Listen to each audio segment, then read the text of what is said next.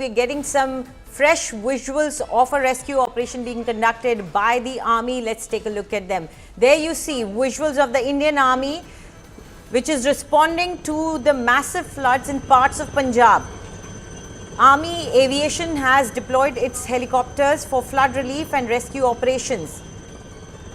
You can see on your screens the visuals of these rescue operations as the Army Aviation units are working round the clock to help the people who are stuck in these situations.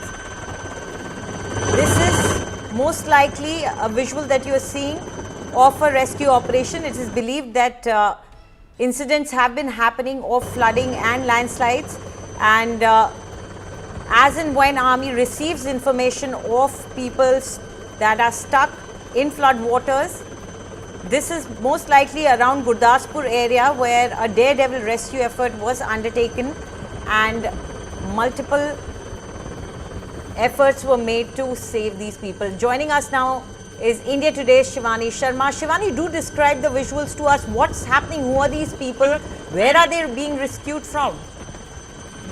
See, actually, as we can see, these are dramatic visuals, and these visuals are of 27th of August, that is yesterday. And we've seen that the Indian Army has been deployed for the rescue and relief of the flood-hit area, especially in Punjab, Pathankot area, in Jammu also. And this visual, if I may describe it, this is of a drone helicopter that has been deployed, and it has saved 27 lives out there, Anjali.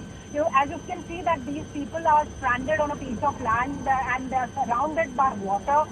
They were picked and they were rescued. They were lifted by this Army Aviation helicopter.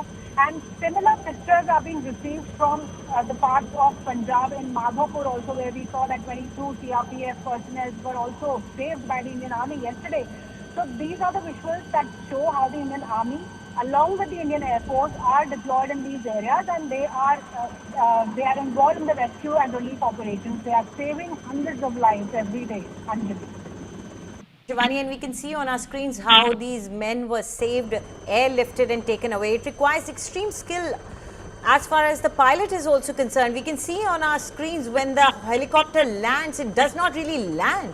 It is perched there. There is a very small piece of land, and from there it rescues those people. So extreme skill required, extreme perseverance and patience required in part of the Army people as well.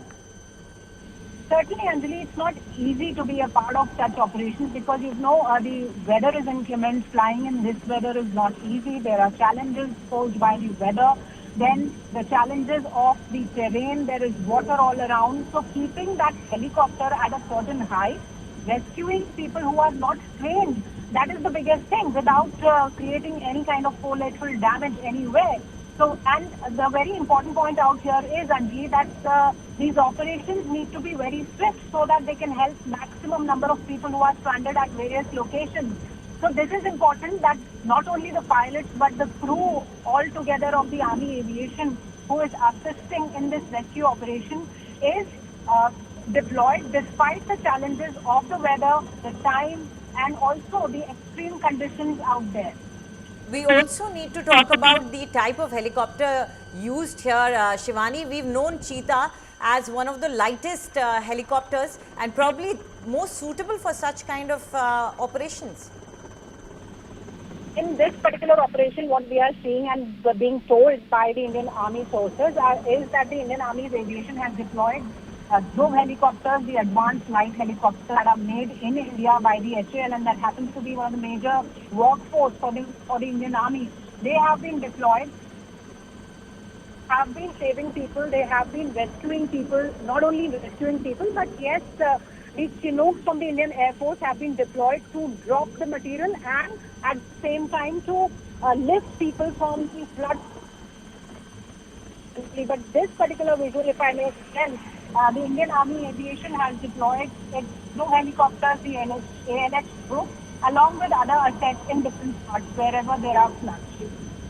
Right. Thank you, Shivani, for bringing in those details. So clearly, as you can see on your screens, people are being rescued by the Army Aviation units, and this is a job not easily done. They're taking major risks, but they're serving the nation and the people.